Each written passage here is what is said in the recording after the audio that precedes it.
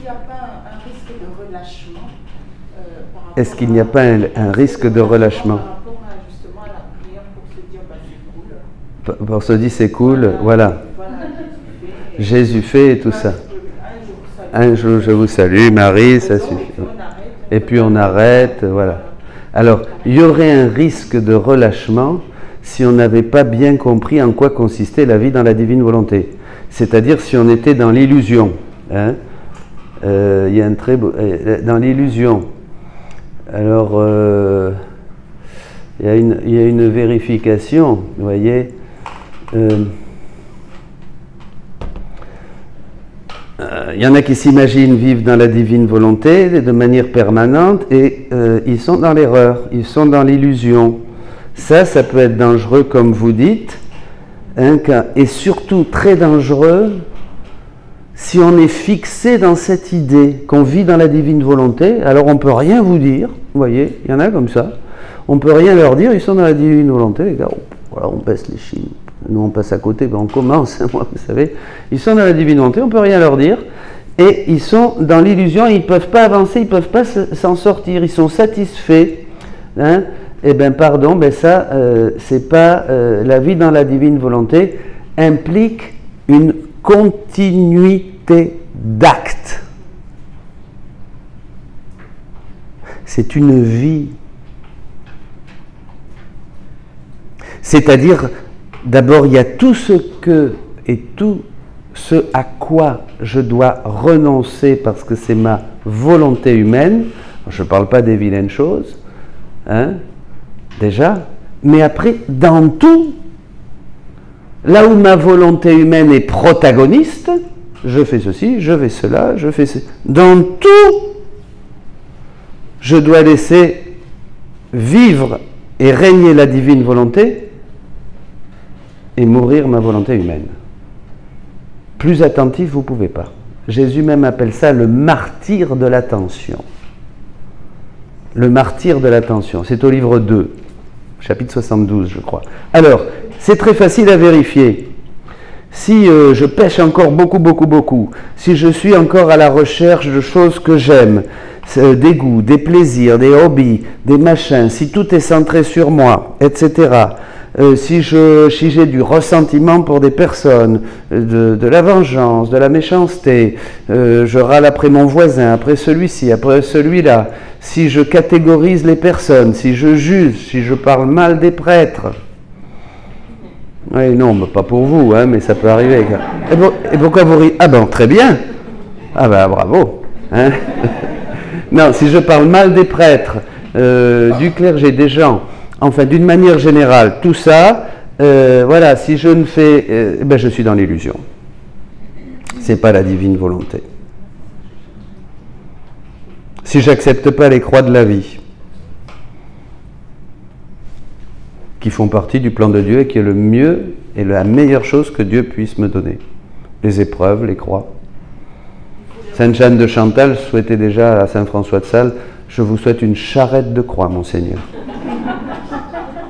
Eh bien oui, parce qu'il n'y a rien de... Ouais. Bon, donc voilà. Donc, il n'y a pas de risque, mais c'est justement... Alors, c'est là où il faut revenir toujours, je ne l'ai pas là, assis, au livre 1. Le livre 1 est très bien, même s'il faut commencer par le livre 11. Hein. On verra après. Mais le livre 1 est bien parce que comme nous sommes faibles, le livre 1 parle de tout l'aspect du renoncement, du dépouillement, et il faut l'avoir comme livre de chevet. Et le lire, et le relire, et le relire, et le relire. Là, ça vous remet les pieds dans les sandales, vous voyez, hein, dans les baskets, oui. Bon, à l'époque, on avait des sandales.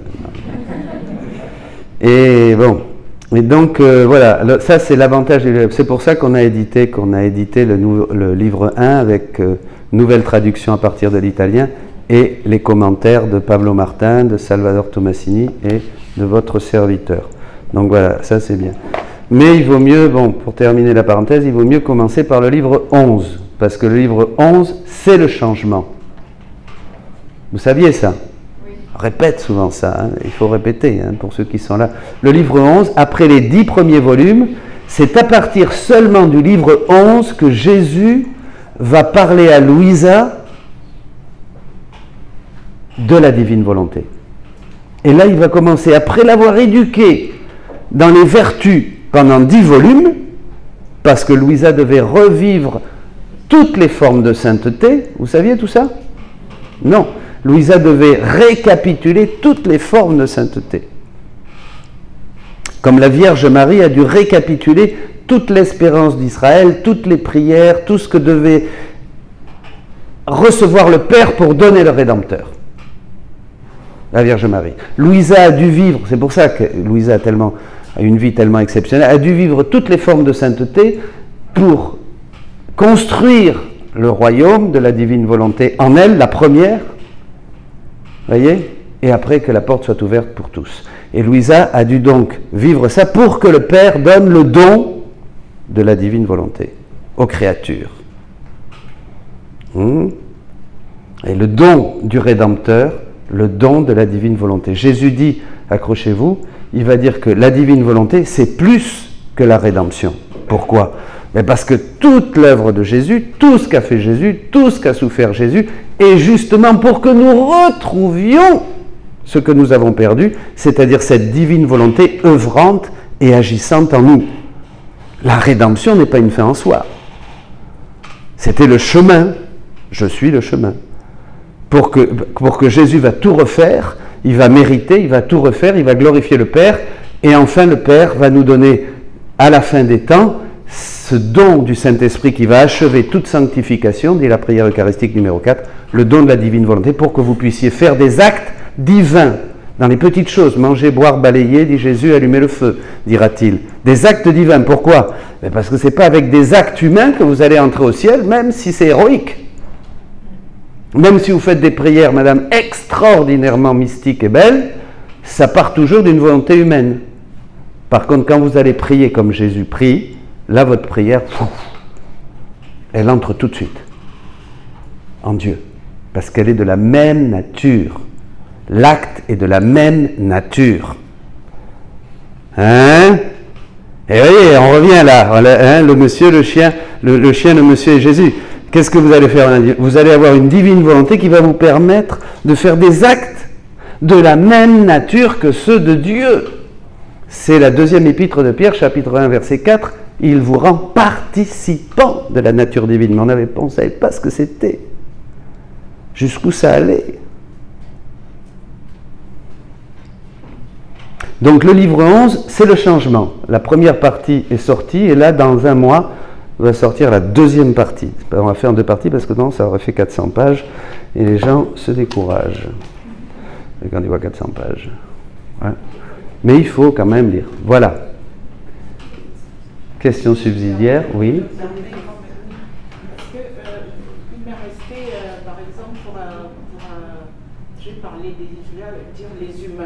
Oui, les humains. Parce qu'on est quand même de la chair, on est des hommes et puis on est entre nous. Oui. Donc, on est des hommes, on est de la chair, on est entre nous. Là, je me dis, je suis avec, et puis voilà mon mari qui arrive. Oui. Et qui, lui, il est de mauvais poil. Il est de mauvais poil. Oh, mais moi, j'ai fait un truc qui ne lui plaît pas. Il a fait un truc qui, oui, voilà. Qui lui a pas plu, il se met à râler, etc. Voilà.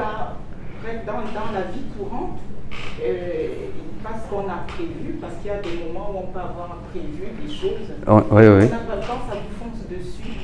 Et que, paf. Et qu'est-ce qu'on dit? On a oublié d'abord quand même. Moi, j'oublie d'abord. Vous avez oublié. Et à la réaction. À la réaction. Bon. Bon, de moins en moins, mais quand même c'est là. De moins en moins, mais quand même c'est là. Ben oui, bien sûr. Alors, d'abord on dit merci, parce que tout ce qui peut nous arriver, alors ça c'est très important dans la divine volonté, ben Dieu le permet pour nous buriner, nous raboter, nous embellir. Tout est grâce, déjà, on disait. Mais Jésus, au début du livre 11, explique que toutes ces choses nous viennent pour que, tout de suite, votre mari arrive, paf, il vous en envoie une, vous allez prendre le tempérament de Jésus. Vous vous mettez sous le rayon de l'attribut divin, par exemple de la force, de la paix, de la sérénité. Tac. vous vous fondez dans la divine volonté et vous prenez le tempérament de Jésus, c'est dans le chapitre 2 ou 3 du livre 11, avec une belle explication, je vous la conseille. Et ça, vous allez faire ça tout le temps. Alors on peut oublier, donc tout ce qui m'arrive, eh bien, tout est grâce. Peu à peu, nous n'allons plus réagir de manière humaine, nous allons réagir de manière divine. Et les grâces dans la divine volonté, surtout la première génération, c'est-à-dire vous, sont très fortes. Sont très fortes. Dieu donne des grâces parce que vous êtes une génération, bon, ça c'est pas dans le livre du ciel, Jésus dit que les grâces, si, de la première génération sont très fortes. Moi je dis que c'est une génération fondatrice. Vous êtes les premiers maintenant dans l'histoire de l'humanité, puisque c'est la plus grande grâce que je fais à l'humanité. Vous êtes les premiers dans l'humanité. Alors, je vais plus loin. Vous avez toujours été dans le plan du Père. Parce que le Père attendait Joseph, attendait Clarisse. Il savait tout ça. Vous étiez dans l'acte unique éternel de Dieu, mais il fallait d'abord que vienne Moïse, et que la loi soit donnée, et que prophétise Habacuc aujourd'hui, et qu'ensuite il y ait tous ces saints et tout ça. Et vous, madame, vous vous appelez comment ? Solange, mais Dieu attendait et savait que Solange allait commencer. Comprenez ? C'est ça qui est très beau. J'arrive. Et c'est pourquoi ? C'est parce que Dieu dit, Jésus dit, tout est fait, mais je ne peux pas tout vous donner.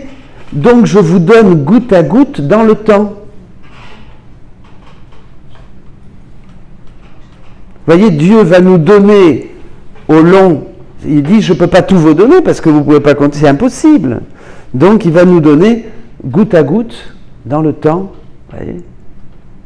Mais vous étiez, on était, voilà. Et vous savez, je vais vous dire quelque chose encore. Mais ça ne veut pas dire que les autres sont moins, hein, surtout pas, puisqu'ils ont participé. Hein. Mais vous êtes ce que Dieu, les âmes qui vivent et qui commencent à vivre dans la divine volonté, sont ce que Dieu a le plus désiré,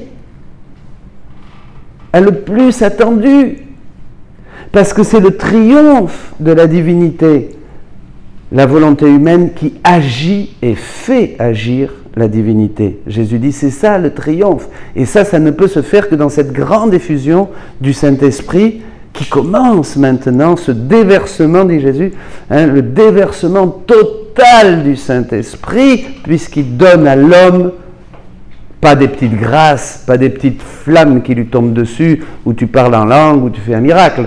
Là, il donne à l'homme la possibilité de faire des actes divins comme Jésus, comme Marie, donc des actes créateurs, conservateurs, rédempteurs, sanctificateurs, une médiation. Vous êtes médiateur.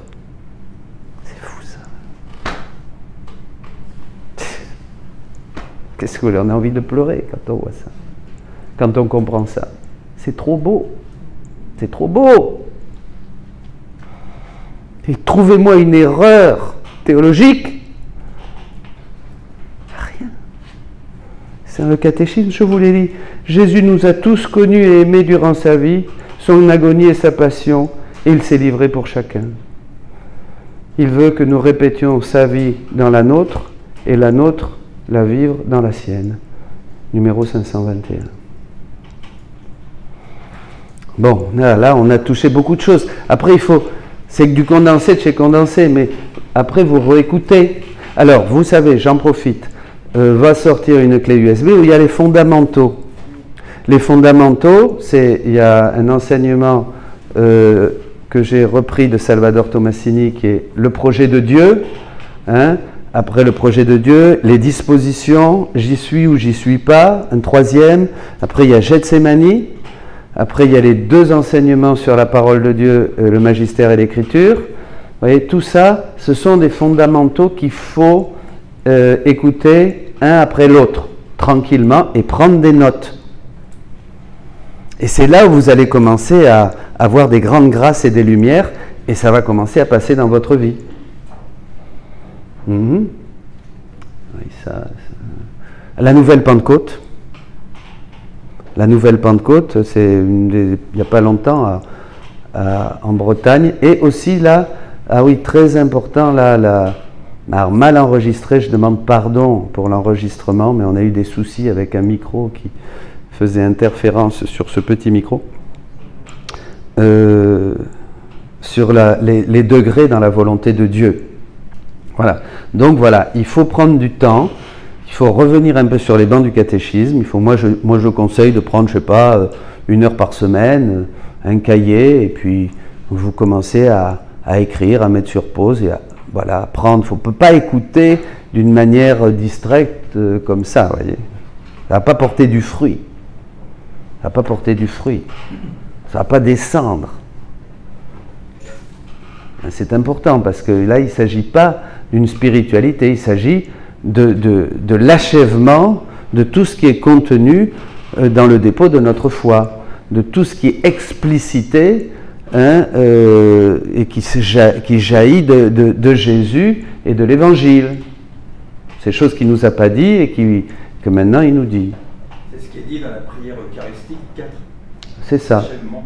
Voilà, l'Esprit Saint qui achève toute sanctification. Et comment il achève cette sanctification, nous l'avons vu, c'est parce qu'il va pouvoir se déverser en toi totalement, pleinement, comme il l'a toujours voulu. L'Esprit Saint, c'est celui qui transmet, qui communique, mais avant, il ne pouvait pas le faire parce que tu n'avais pas la divine volonté. Et maintenant, il va le faire à chaque acte que tu vas faire dans la divine volonté. Ça va être une explosion d'effets où tous les saints du ciel vont le sentir. Quelle est cette âme qui, depuis la terre, disent-ils, maintenant veut nous aimer avec l'amour même de Dieu? Et bien voilà, c'est Clarisse, c'est Jean-Paul, c'est Michel, c'est Claudine, c'est Joseph. Vous voyez, ça n'avait jamais été. Alors, allez-y. Rapidement. Ben, il y aura la clé USB bientôt là, mais vous pouvez les avoir sur YouTube. Vous allez aux playlists, le projet de Dieu, les dispositions, les degrés dans la volonté de Dieu, la grande Pentecôte. Là, c'est des séries de 10 heures de vidéos. Oui. J'ai une question. Je partage l'enthousiasme de la divine volonté et ça apporte beaucoup de lumière dans la vie. Et pour certaines personnes à qui j'en parle, en fait, quand ils lisent les premiers volumes, Oui. ils voient la souffrance de Louisa. Voilà. Disent, mais, quand ils lisent les premiers volumes, ils lisent la souffrance de Louisa. Je reprends la question, vous partagez à beaucoup de gens et ils sont découragés. Voilà, c'est ça. Voilà. C'est pour ça. Comment on peut les aider? Ben, d'abord, il faut en parler. Vous voyez que c'est pas nous.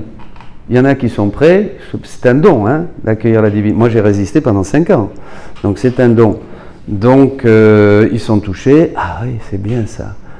Vous demandez à tous ceux, là, vous avez Philippe Martin qui met des témoignages extraordinaires sur Amen Fiat, une très bonne chaîne que je vous conseille. Des gens qui n'étaient pas du tout préparés et qui ont découvert la divine volonté. Donc, ils sont touchés, là, ils vont vous demander quelque chose. Alors, vous leur passez un petit feuillet. Dans un premier temps, ils se réjouissent, ils sont contents. Ils sont contents. Après, voilà. Parce qu'il faut donner, si vous donnez le livre 1, évidemment, ils ne vont pas comprendre. Il ne faut pas leur montrer l'aspect. Voilà, il faut donner le 11. Vous donnez le 11, et voilà. Et puis vous les mettez dans un cénacle, dans un groupe, voilà, pour pouvoir partager avec un frère aîné qui déjà avance dans la divine volonté. Ça c'est bien, rapidement, on forme des petits groupes, et puis ceux qui sont plus avancés aident les autres. On fait une lecture, c'est tout simple, un cénacle. Un foyer, on se retrouve, voilà, une fois par mois, une fois tous les 15 jours, une fois par semaine, c'est encore mieux évidemment, parce qu'il faut profiter du temps, comme dit l'apôtre, profiter du temps présent, vous pouvez faire des actes. Alors, oui. Moi j'ai une question hyper simple, comment faire pour renoncer à sa volonté propre? Alors ça, on va le voir. On va le voir. Alors là vous allez au livre 1, et là, eh bien, c'est-à-dire en tout, la règle d'or, ça va être « Viens Jésus le faire avec moi ». Je vais au marché, je conduis ma voiture, juste l'intention, vous la laissez toujours, vous l'invitez toujours. On va voir aujourd'hui un très beau texte. Elle veut venir, le « je t'aime » de Jésus qui est dans tout ce qui existe, veut venir se mettre sur ton « je t'aime », pour donner à ton « je t'aime » une expansion infinie. Donc tu l'invites tout le temps. Et chaque fois que tu fais un acte dans la divine volonté, tu te vides de ta volonté propre. Tu la vides jusqu'à arriver au néant. Voyez? c'est arrivé à son néant. Alors tout ça, c'est assez clair. Alors vous pouvez voir dans la vidéo disposition, il y a ça qui est bien développé. Et puis dans le livre 1, dans le livre 11 aussi, il y a pas mal de bonnes explications. Parce que si on a l'impression de ne pas y arriver, à la limite, on peut être plus découragé. Si on a l'impression de ne pas y arriver, ben ça, bon, c'est-à-dire, je vais vous dire, si vous voulez vraiment y arriver ou pas? Vous, est-ce que vous avez le désir d'y arriver? Eh bien, le tour est joué, dit Jésus. Ça y est, c'est bon. Vous cassez plus la tête. On va le voir, on va le voir. Il suffit de vouloir, dit le Seigneur, dit Jésus, et le tour est joué. Si ça vous titille, vous êtes né, ça y est. La divine volonté est née en vous. On va voir ça aujourd'hui, justement. Mademoiselle. Est-ce que l'irréalisable n'en fait pas un peu partie? Est-ce que son aspect irréalisable, est-ce que ça ne fait pas un peu partie de... Qu'est-ce qui est irréalisable? De réaliser la divine volonté. C'est plus réalisable par Dieu. C'est très réalisable. Non, par Dieu et par vous. C'est beaucoup plus irréalisable de résister toute sa vie à la divine volonté qu'on porte en nous et qui est à l'extérieur de nous et à l'intérieur de nous, puisque l'amour, pour être complet, doit être à l'extérieur et à l'intérieur. C'est beaucoup plus irréalisable. Ça va vous demander énormément de lutte, de résister à cette divine volonté qui est en vous et qui veut tout prendre. Il suffit de dire fiat, fiat, fiat. La dame là, vous appelez Madame, vous avez une question? Non, vous, oui. Non, derrière, qui tournez la tête. Oui, non. Oui. Après. Est-ce qu'on n'a pas parfois, par exemple, au monsieur qui se posait la question, quand vous dites il suffit de vouloir, mais moi, ça me fait une réaction de me dire, est-ce qu'on n'a pas parfois un cœur mélangé et qu'on veut bien, mais... Il suffit de vouloir, oui, on a un cœur mélangé, on veut bien, mais... moi, la réaction première, c'est ça, est-ce que c'est si simple que ça? Ben c'est très bien ça, ce qui nous arrive là. Que ce soit, parce que là on voit qu'il y a encore ma volonté humaine. Vous voyez? Ça c'est très bien. C'est comme d'ailleurs les tentations du démon, qui aident toujours, qui donnent toujours un petit coup de pouce dans le sens de l'humain. Hein, Jésus dit à Louisa, parce qu'il l'a mis en guerre pendant 3 ans contre le démon, il dit c'est parce que je veux te purifier de la poussière, de l'ombre même du péché. Donc en fait, le démon devient notre allié. Le démon devient notre allié parce qu'il va mettre le doigt, parce que Jésus veut, c'est pas la peine d'aller voir quelqu'un, ah j'ai des tentations, impose-moi les mains. Vous savez, hein, vous connaissez ça, hein? Non, non, Jésus dit, je veux qu'avec ta volonté, tu puisses vaincre le démon, comme moi j'ai fait, avec ta volonté. Sinon, où est le mérite? Vous comprenez? Et c'est là où la divine volonté va nous donner des grâces très fortes, évidemment. Et c'est là, en fait, il faut fusionner, il faut se fondre dans la divine volonté et tout de suite, vous entrez dans une ambiance divine. Mais quand on oublie de le faire, ou on est séduit déjà un petit peu par la chose qui nous plaît ou qu'on a à cœur, ça devient plus difficile. Mais c'est bien, parce que comme ça, après, c'est pas grave, vous revenez. Et puis s'il y a besoin, il y a la confession aussi. La confession, on a recours au sacrement pour être renouvelé dans la grâce. Et on revient dans la divine volonté. On lutte. Et puis après, peu à peu, elle établit son règne. Elle gagne du terrain. Et vous allez voir qu'après, peu à peu, ça devient comme une deuxième nature. On a l'habitude, ça y est, on voit et on a des lumières, on a des grâces et on continue dans le livre du ciel et on fait des réparations, etc. Voilà. Oui. Est-ce que du coup, ça veut dire qu'on abandonne les pratiques des vertus, Parce que dans la foi, à chaque fois, on appelle la divine volonté, et donc c'est Jésus qui nous transforme, et puis du coup, ça nous amène vers l'abolition de notre volonté. Est-ce que, oui? Et aussi, qu'est-ce que deviennent les prières des saints, Sainte Brigitte, les oraisons, etc. Est-ce qu'on continue à les faire? Est-ce qu'on continue à faire les prières? Oui, moi je crois. Ça, c'est une question qui amène un peu de polémique quelquefois. D'abord, il ne faut pas qu'il y ait de polémique. Ça ne sert à rien. Donc on se rassemble, dire ben, comment on fait ça? On cherche, on est les premiers. Pas la peine, rien. On cherche tous la même chose. Et c'est quoi? Qu'est-ce que c'est la même chose? Oui? Le ciel, c'est là où on va être bientôt, on va plus se crêper le chignon, il n'y aura plus de querelle de clocher au ciel. Donc on cherche, donc ça nous permet de travailler ensemble et tout ça. Alors, ce qui est très important, moi je dis, il faut continuer les dévotions, il faut continuer les pratiques telles qu'on les fait. Mais toujours en gardant livre 11, chapitre 123, prie, mais comme je prie moi. Entre en moi, tu me trouveras moi et toutes les créatures. Et tu feras ce que je fais, le Père, glorifier le Père et tout ça. J'ai fait ça toute ma vie, pourquoi ne peux-tu pas faire la même chose? C'est ça qui est important. Voyez, alors ça, vous allez le faire, vous pouvez le faire dans tous vos actes. Allez visiter le Saint-Sacrement, bien sûr, réciter le chapelet de la miséricorde. Vous pouvez faire tout ce que vous voulez. Vous pouvez faire tous vos actes dans la divine volonté.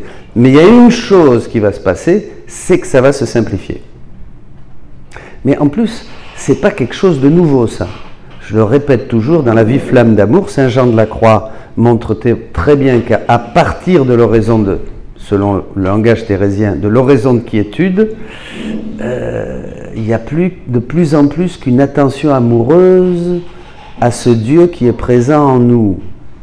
Et on laisse les dévotions. Parce qu'on entre dans la contemplation. Et il y a un très beau chapitre de Jésus, ou de Marie, qui enseigne ça dans le livre 5, où elle dit « Sois juste attentive à Jésus qui est présent en toi. Là, tu fais tout, tu répares tout, tu comprends tout. » Mais enfin, vous voyez, je ne veux pas... Mais c'était déjà, hein, mais après... notre vie spirituelle va se simplifier. Pourquoi? Mais parce qu'il ne s'agit plus de faire des choses pour avoir quelque chose, puisque c'est la vie dans la divinité est une vie. Est-ce que la Vierge Marie faisait un acte plus divin quand elle donnait à manger à Saint Joseph ou quand elle allait au temple pour réciter les prières? Non. Est-ce que la Vierge Marie faisait quelque chose de plus divin quand elle allumait les lumières du Shabbat, comme la maman juive, hein, que quand elle respirait? Non. Est-ce qu'elle ne réparait pas des choses différentes du coup? Elle réparait des choses différentes, oui, dans la Passion, Jésus nous enseigne ça. Donc vous voyez, là c'est un terrain qui est extraordinaire et qui est passionnant. C'est que nous allons plus avoir des prières, faire des prières, mais Jésus dit nous allons avoir la vie de la prière.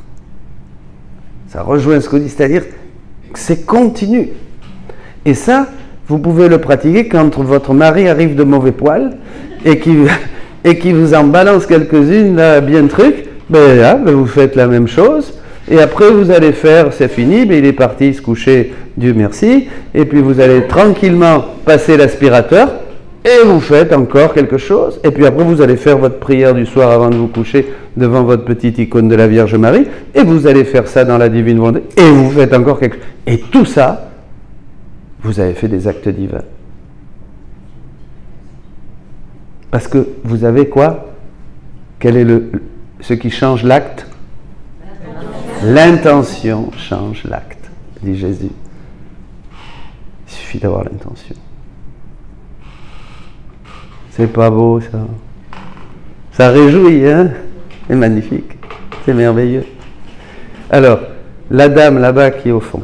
Les derniers seront les premiers. Oui. Vous pouvez donner un exemple de ce que la Vierge Marie réparait que ne répare pas Jésus. De ce que la Vierge Marie réparait et de ce que ne répare pas Jésus. Parce que Marie est co-rédemptrice. Oui. Et Jésus est le Rédempteur. Jésus est le Rédempteur. Oui. Comment se fait un exemple? Marie étant homme, Marie étant femme, Jésus étant homme, comment se fait... Oui, ben je le répète pour qu'ils entendent. Parce que vous disiez il y a quelques instants que Marie répare d'autres choses que Jésus. Non. En fait, non, pas vraiment. Oui, pardon, pas vraiment. Je disais ça pour aller un peu dans votre sens, le sens de la... En fait, Jésus dit que c'est un seul et même anneau. Tous les actes de Marie étaient des actes de maternité divine. Vous êtes d'accord? Donc, Jésus était constamment le fils de Marie. Jésus ne pouvait pas avoir une vie sans Marie. Donc, Jésus dit dans le livre du ciel qu'ils étaient inséparables. Tous les actes de Jésus passaient par Marie, et tous les actes de Marie venaient de Jésus. C'est vraiment un seul, alors ça c'est un grand thème, c'est une seule et même chose, Jésus et Marie. Pourquoi? Parce qu'il y avait une divine volonté dans les deux. Et maintenant pareil pour vous. C'est-à-dire, Marie, quand Jésus a été sur le point d'être crucifié, et que le peuple, ça on a dans le livre dans les 24 heures de la Passion, qu'est-ce qu'il a dit? Crucifie-le, crucifie-le. Et qu'est-ce que dit le texte? Qu'est-ce que disait la Vierge Marie? Crucifie-le. Comprenez? Parce qu'elle ne pouvait pas avoir une volonté qui s'oppose. C'était la même volonté qui était en Jésus et en Marie. Et maintenant, vous, nous, dans ce qui va nous arriver, et comme tout devient manifestation de la volonté de Dieu, on va dire, ben oui, je le veux.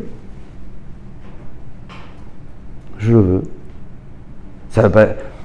Je veux ce qui m'arrive. Vous comprenez?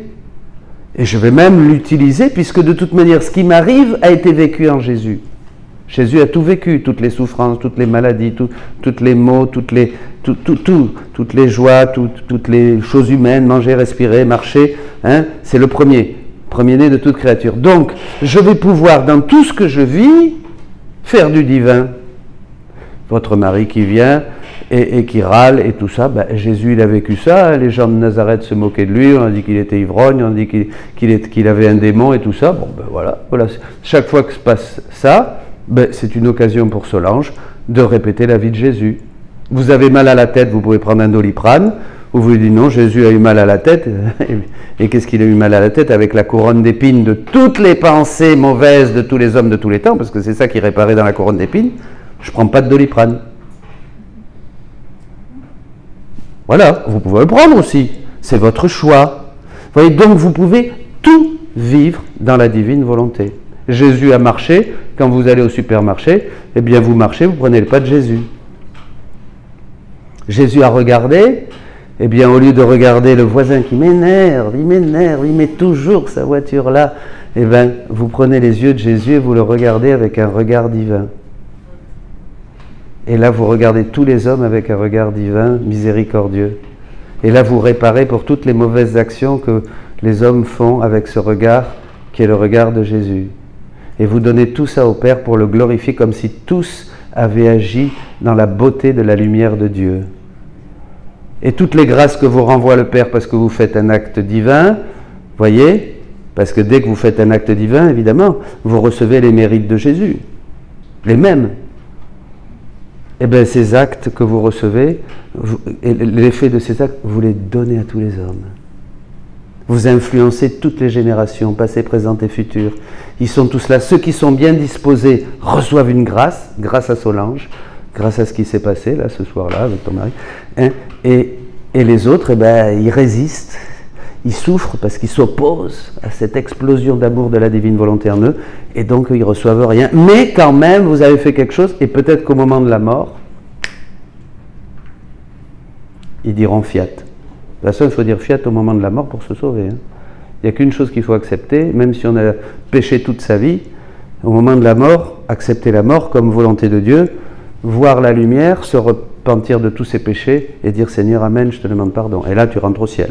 Enfin, au ciel, pardon, au purgatoire. Quand même. Ben oui, parce qu'il va falloir se dépouiller de tout, c'était votre question, de tout ce que la volonté humaine a encore. Toutes ces attaches qu'on a de la volonté humaine, c'était madame qui disait ça, on voit, ben, il faut s'en dépouiller maintenant. Si vous vous en dépouillez pas maintenant par choix libre, ce qui est très très très très méritoire, qui réjouit énormément le Seigneur et qui en plus est un acte divin, ben vous vous en dépouillerez d'une manière passive et obligée ensuite. Mais au ciel, Jésus dit, pas un atome de volonté humaine peut entrer dans le ciel. Pas un seul atome de volonté humaine peut rentrer dans le ciel. Gérardo. Justement, le bon larron. Le bon larron. Il est rentré au ciel. Le bon larron, il est rentré au ciel. Oui. Oui. Eh bien là, il a été crucifié à la droite de Jésus. Je te souhaite ça. Si tu es crucifié à la droite, si je suis... Non, mais non, attends. Ah non, mais écoute... Non, mais on va... Mais c'est vrai.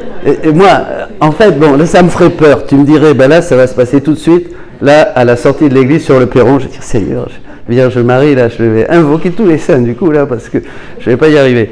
Mais si vraiment crucifié à droite de Jésus, regardant Jésus dans les yeux, comme dit saint Augustin, le voir comme Seigneur alors qu'il était sur la croix, et dans ses yeux voir le ciel, et que Jésus, parole de Dieu, qui s'accomplit tout de suite, immédiatement, aujourd'hui tu seras avec moi dans le paradis, bon ben voilà. Là, vraiment, quelle grâce. Et quelle repentance. Hein. Et là, bon, ben voilà, merveilleux. Là-bas, la dame.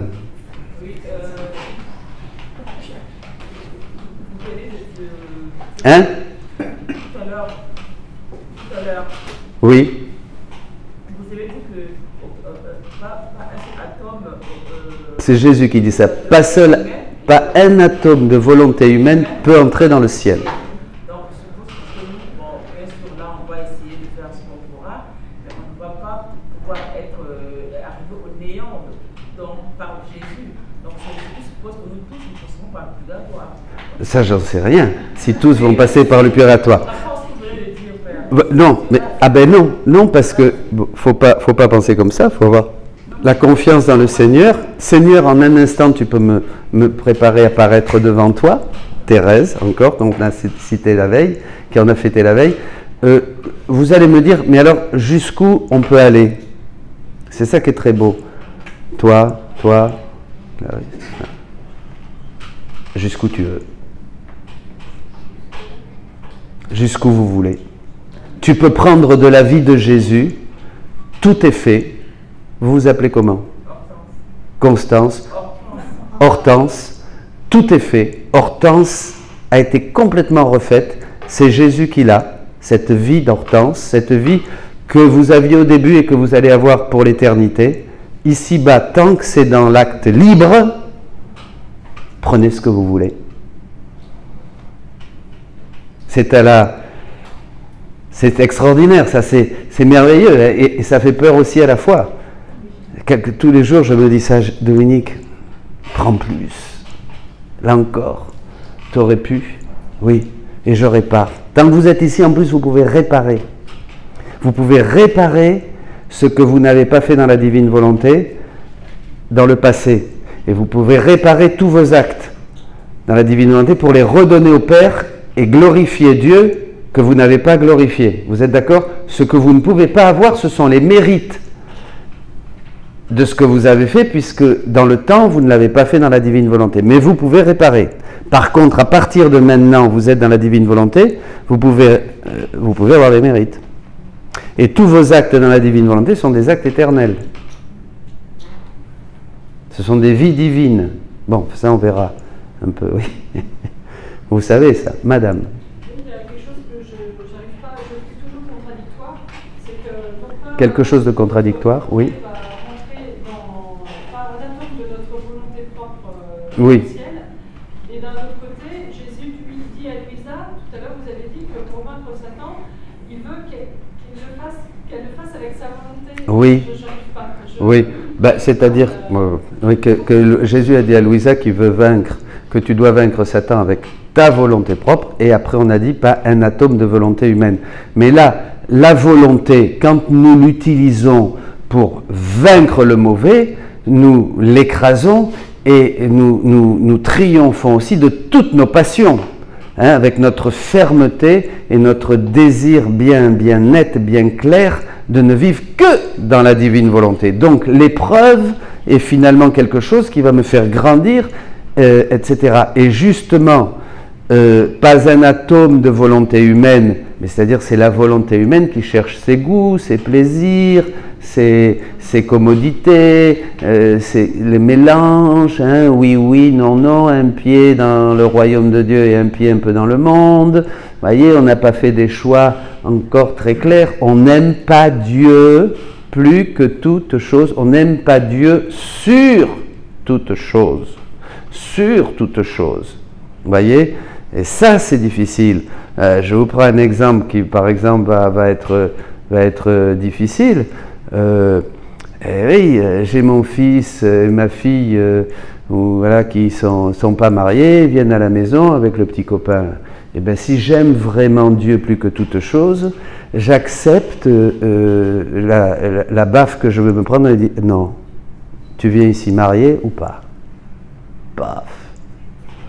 Mon mari ne veut pas attendre parce que voilà, le cycle c'est comme ça, et s'abstenir une semaine par mois c'est pas énorme, mais enfin il veut pas.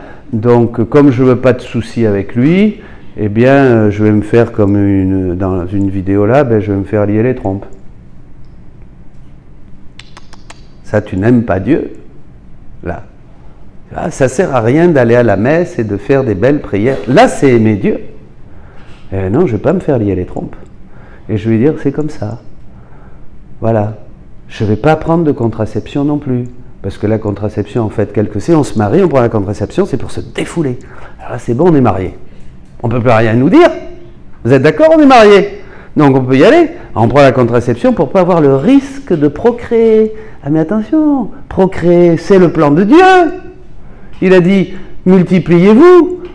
En fait, on ne veut pas renoncer à la commodité du plaisir. On va aller à la messe le dimanche. Mais on offense Dieu dans notre vie. C'est incongruent. Là, ce n'est pas une faute de faiblesse. Ce n'est pas une faute de faiblesse. Là, c'est vraiment analysé, prémédité. Vous voyez la différence? C'est ça, aimer Dieu. Sur. Plus. Vous avez des exemples comme ça. Alors après, bon, évidemment, il y a des... Bon. Alors, je prends cet exemple de cette femme, là, c'est dans la retraite, le ciel sur la terre, écoutez-la, où elle dit, ben oui, alors moi je me suis fait lier les trompes, mais je ne savais pas, hein, à l'époque, voilà. Alors bon, où elle ne savait pas. Alors, ça leur dit, tu peux toujours te les faire reconnecter, hein, ça marche, hein. Bon, mais enfin quand même. Mais dans le cas, oui ça marche, mais dans le cas, par exemple, où ton mari ne veut pas, qu'est-ce que tu vas faire? Et ça j'aime beaucoup cette réponse. Eh bien, dans la souffrance que tu vis, parce que tu veux vivre dans la divine volonté, plutôt que d'avoir un esclandre à la maison, que ton mari aille chercher ailleurs, ou que ça fasse du bazar avec les enfants et un drame de vie conjugale, eh bien tu vas accepter. Dans la souffrance.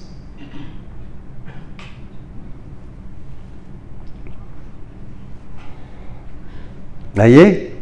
Mais dans la souffrance, ça va pas être, allez, vas-y, on y va. Hein?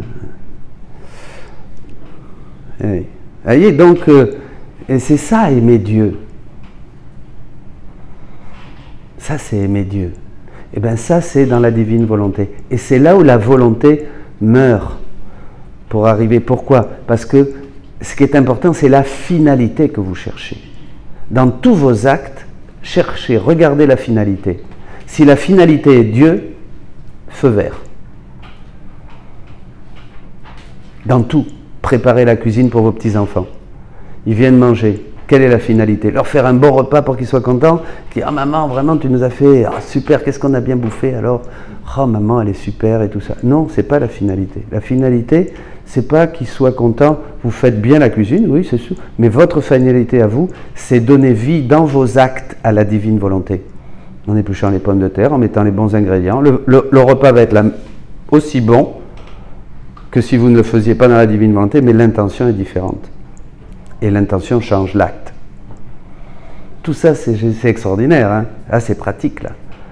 La finalité, c'est ça. C'est donner vie à la divine volonté. Et pas, je vais faire un bon repas, appeler les amis, là. Alors, ou je sais pas, par exemple, on va au cinéma, dis donc, quel bon film, alors, hein. Et tu vas le recommander à l'autre. Voilà, il n'y a pas de divine volonté, là. Un film où il y a de la violence et tout ça, des choses, on s'est bien éclaté, on a vu un bon film, hein, là. La violence, c'est une mascarade de Jésus, en plus. Et oui, c'est des hommes qui meurent, du sang, c'est la passion, hein, qui est carnavalisée. Vous comprenez? Bon, ça, s'il y en a, ça leur pose un petit problème. Et moi, ça m'en posait aussi, jusqu'au jour où j'ai bien compris ça sur un enseignement de Salvador Tomasini, que non, toute représentation violente, des balles, des coups de couteau, moi j'aime bien les films d'action en plus. J'aimais bien, maintenant j'ai pas le choix. Ben oui, écoutez, c'est une confession publique. Non, on a tous nos trucs. Bon, faut pas imaginer, vous savez, faut dire la vérité, hein, la vérité vous rendra libre. Mais, vous voyez, le jour où il m'a dit ça, je me dis, mince alors. Eh oui, on peut pas, c'est ça, de violence, c'est le Christ. Vous êtes d'accord? Vous comprenez tous là? Ça c'est bien, merci Seigneur.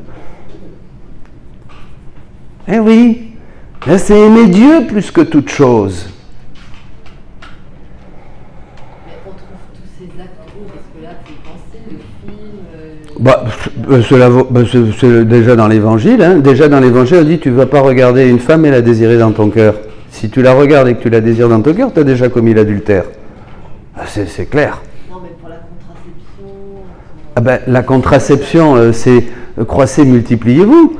Jésus, c'est clair qu'on ne peut pas prendre des choses artificielles pour pouvoir jouir quand on veut, où on veut, au rythme où on veut.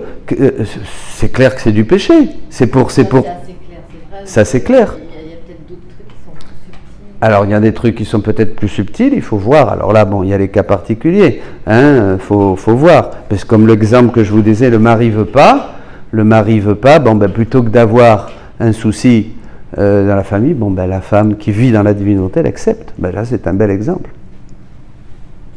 Oui. Alors si par exemple au travail, on déjeune tous les jours avec ses collègues, les collègues ils passent leur temps à médire tout le temps, est-ce qu'il faut...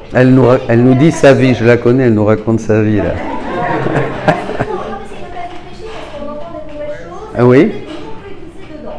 Oui. Donc est-ce qu'il faut faire des occasions, et d'un autre côté Jésus il a dit déjeuner avec les pécheurs. Ou est-ce que je veux dire si on dit faire là, est-ce que c'est aimer Dieu que d'aller dans des occasions de péché? Voilà, est-ce que c'est aimer Dieu d'aller dans des occasions de péché quand on est au travail, qu'on entend des mauvaises choses et tout ça? On fuit les repas? Est-ce qu'il faut fuir les repas? Non, pas nécessairement. Jésus allait chez les pécheurs. Qu'est-ce qu'il faisait chez les pécheurs? Il n'allait pas pour bien manger, hein, chez Matthieu, là, quand Matthieu s'est converti, et puis quand il commençait à se convertir, et puis il invitait tout le monde à la maison, là, ça a dû être un bon gueuleton, hein, parce qu'il ne faisait pas les choses à moitié, il avait plein de sous en plus. Et alors, eh bien non, qu'est-ce qu'il faisait Jésus? Il réparait. Vous réparez? Vous réparez, vous souffrez les souffrances de Jésus. Et tout ce que vous allez entendre, ce n'est pas vos oreilles qui vont entendre ces grossièretés, ces blagues, c'est les oreilles de Jésus. Ce cœur que vous avez là, dans la divine volonté, qui va souffrir ces mépris, ces choses qu'on dit sur l'Église peut-être, ou sur telle ou telle personne, c'est le cœur de Jésus. Vous allez sentir tout ça. Vous allez souffrir tout ça dans la divine volonté. Vous allez vivre la passion de Jésus. Vous répétez la vie de Jésus. Vous permettez à Jésus de répéter sa vie en vous. Vous êtes dans la prière maximale. C'est ce qu'on disait tout à l'heure. Voyez? Et quand vous le faites, là, dans votre travail, vous n'avez pas besoin d'aller à l'église pour prier, là. Hein? Vous comprenez? Et c'est une vie. C'est pas bon, ça? On ressent ses souffrances dans son corps. Eh bien, tu sens? Cette femme-là dont je parlais, qui part à cause de son mari, qui veut, elle va souffrir, hein? C'est une vie. C'est pas beau, ça? C'est extraordinaire. Bon, on fait une pause, il est midi. Vous avez faim? Mangeons dans la divine volonté. Et on reprend tout à l'heure.